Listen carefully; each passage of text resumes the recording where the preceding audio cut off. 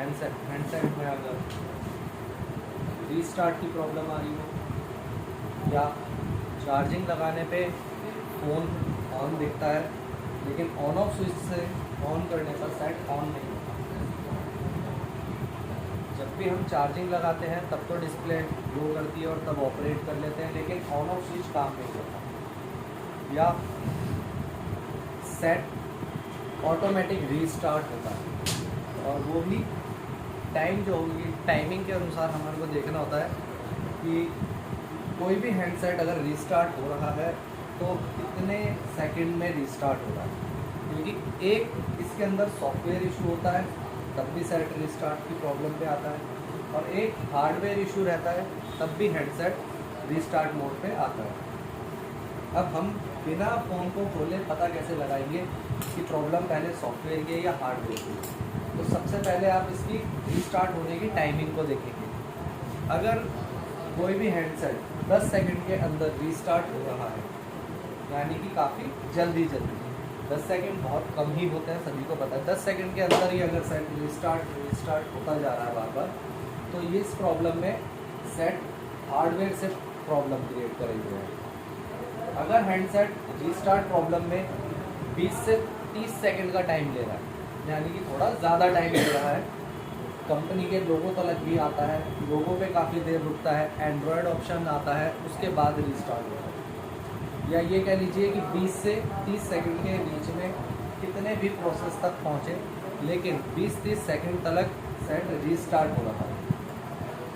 Her bar set on होने के बाद 20-25-30 सेकंड तक डिस्प्ले ऑन रहती है, उसके बाद फ़ोन वापस से ऑफ होता है। तो इस कंडीशन में फ़ोन सॉफ्टवेयर से फॉल्टी है। अब अगर सॉफ्टवेयर से फॉल्टी होगा तो वो आप लोगों को पता ही है, फ़ोन को फ्लैश किया जाना है, फ्लैश करेंगे सेट ओके हो जाएगा आपका।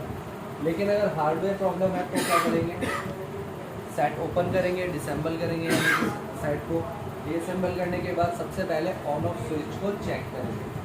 ऑन ऑफ स्विच की चेकिंग सभी को पता है ना। कंटिन्यूटी पॉइंट पे चेक करेंगे पहले तो हम ऑन ऑफ स्विच को। अगर बिना बटन दबाए बीप साउंड आए, शॉर्ट है। अगर दबा करके भी बीप साउंड नहीं आ रहा है तो ओपन। अगर दबा के बीप साउंड आ रहा है तो हाँ, अगर बटन दबाने में बीप आएगा, छोड़ने पे चला जाएगा बीप साउंड, तो बटन ओपन। अब इसके ट्रैक की भी आपको पता है कि पॉजिटिव पर वैल्यू आनी चाहिए, नेगेटिव पर बीप साउंड आना चाहिए। ठीक है, हमने ये सारी हमारी ये ओके कंडीशन है। लेकिन जब हम फॉल्ट कंडीशन देखेंगे तो या तो ऑन ऑफ स्विच हमारे को शॉर्ट मिलेगा या ओपन मिलेगा। दोनों ही कंडीशन में हमारे को ऑन ऑफ स्विच को चेंज करना है। चेंज करना सभी जानते हैं आप।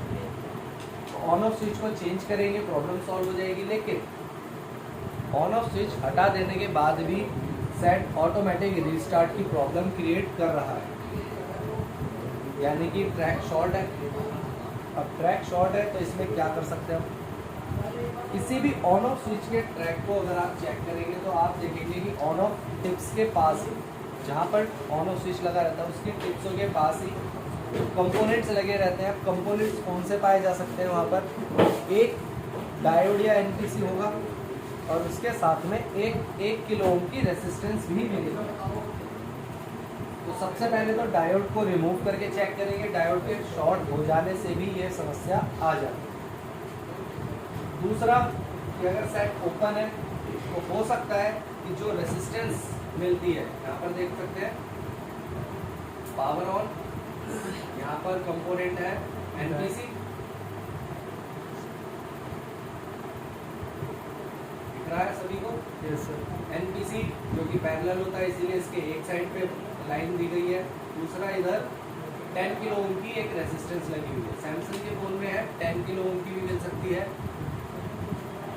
इधर वीवो के फ़ोन में चेक करते हैं हम, ये रही ऑन ऑफ टिप्स है, यहाँ पर पावर ऑन देख सकते हैं लिखा हुआ है।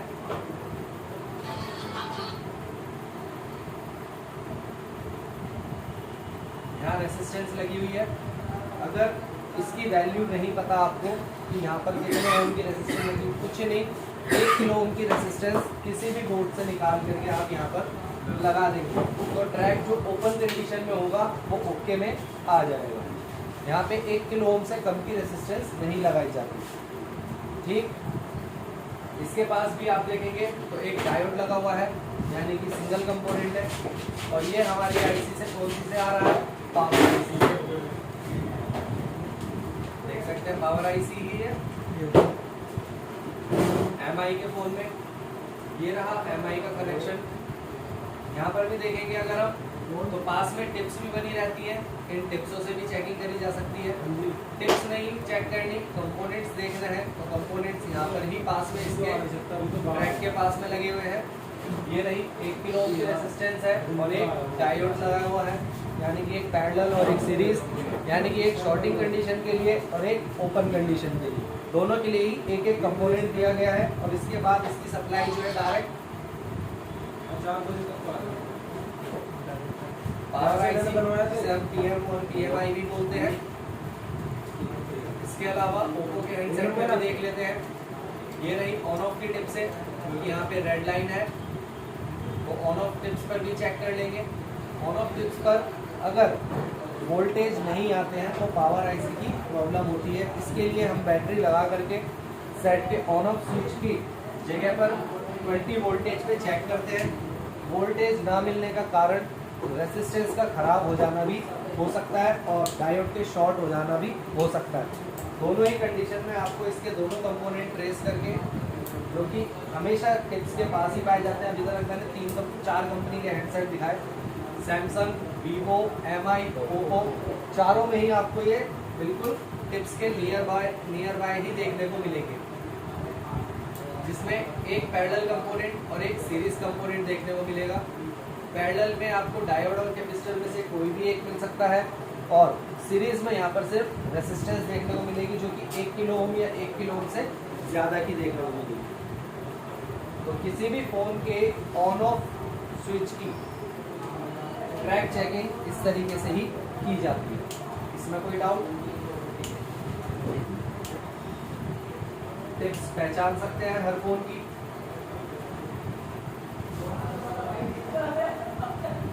ऑन ऑफ टिप्स तो पहचान ही सकते हैं सभी, जैसे कि फिलहाल मेरे हाथ में MI Note 3 है। यहाँ पर सिंगल स्विच नीचे वाला जो आता है ये ऑन ऑफ है। तो इस ऑन ऑफ स्विच पे अगर हम चेक करते हैं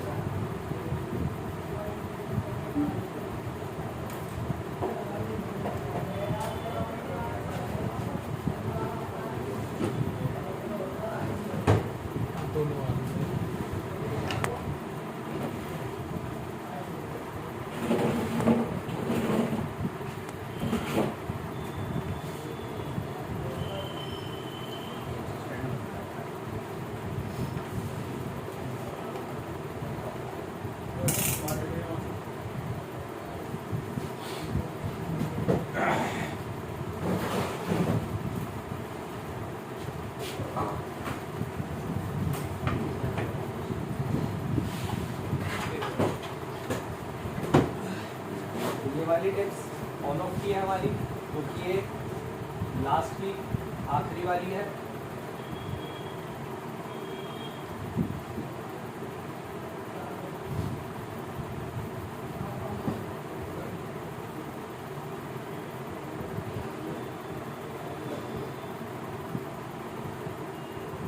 ठीक है, इसमें एक पॉजिटिव और एक नेगेटिव है। ग्राउंड से चेक कर लेंगे। पॉजिटिव पर वैल्यू, नेगेटिव पर बीप साउंड आना चाहिए। अगर नहीं आता है तो हमारी ये फ्लेक्स केबल खराब होगी, इसे हम रिप्लेस करके चेक करेंगे। फिलहाल मीटर कंटिन्यूटी पॉइंट पे रेड प्रॉप ग्राउंड पे रखेंगे, ब्लैक प्रॉप से चेक करनी है।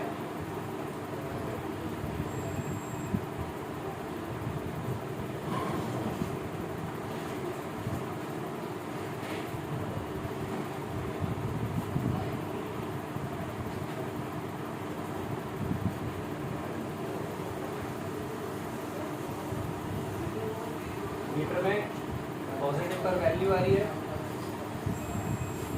नेगेटिव पर भी, यानी कि ट्रैक ओके। अब इसकी टिप से कहाँ पर है कनेक्शन, ये रहा।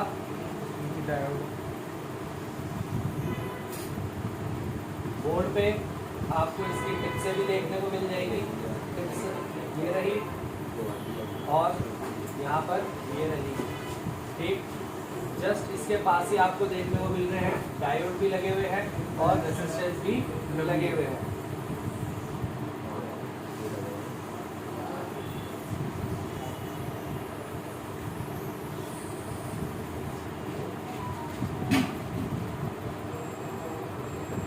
ये रही पावर की रेजिस्टेंस,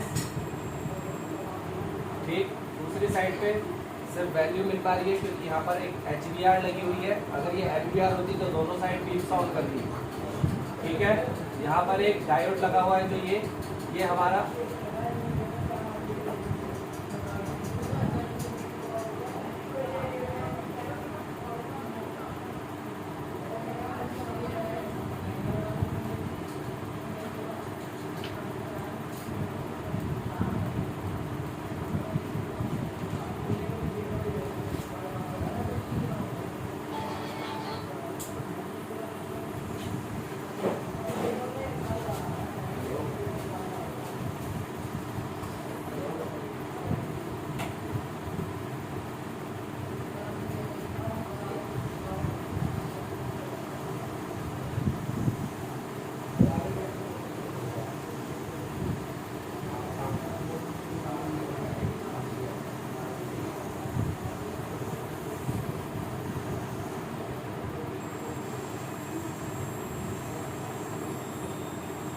रहा पावर टिप्स का डायोड और ठीक इसके सामने लगी हुई है इसकी रेजिस्टेंस।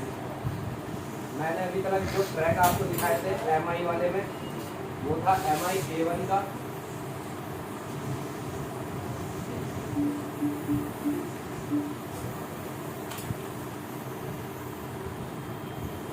देख सकते हैं ये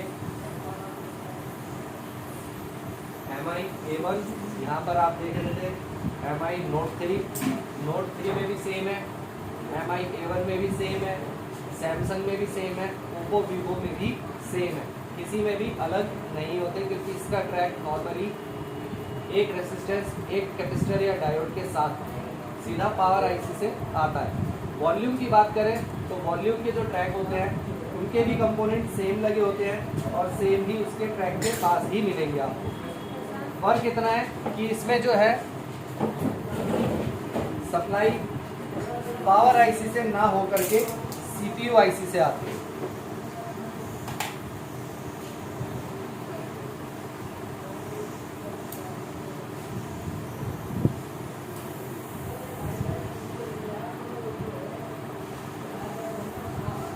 ये रहा वॉल्यूम प्लस के लिए, ये रहा वॉल्यूम माइनस के लिए, ठीक।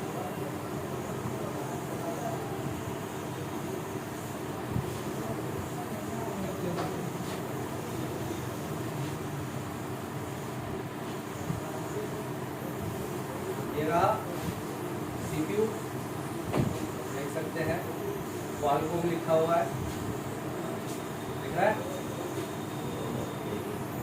क्वालकॉम नहीं भी दिख रहा तो eMMC IC तो दिख ही रही है।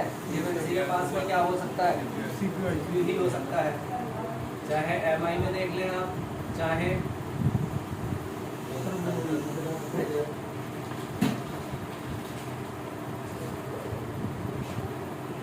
ओप्पो में भी,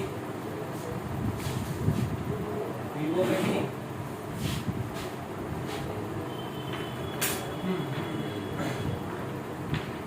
सैमसंग में भी, देखना भी देख ठीक। बाकी सभी के कंपोनेंट उनके स्विच के पास ही देखने को मिल जाएंगे आपको। सर वो जो है ऊपर वाला है वो कौन सा सेक्शन है? नहीं ये सर ये वाला नीचे नीचे ये कौन सी IC है? ये PM और ये नीचे कौन सी ये PM? एक फोन में 2 PM नहीं बताया था, एक फोन में 2 मिल सकती है आराम से। इसलिए थोड़ा आउट और दोनों तरफ करना है। एक सेक्शन में 2 पावर आईसियाँ मिल सकती हैं। जैसे कि इस सेट में भी मैंने पहले भी दिखाया था, एक पावर आईसी ये रही, दिख रही है ना पावर, ये क्योंकि पास में सारी कॉइलें लगी हुई हैं, और बोर्ड पर पलट के दिखाऊंगा तो एक पावर आईसी वहाँ पे भी कॉइल होगा। कॉइल बिल्कुल दिखा देता हूँ। इसमें थोड़ा ये कंफ्यूजन है।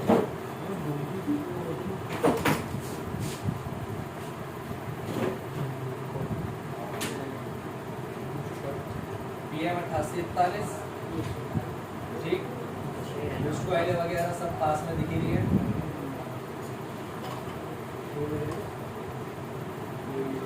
PM 8941 इसके पास भी सेम सेक्शन।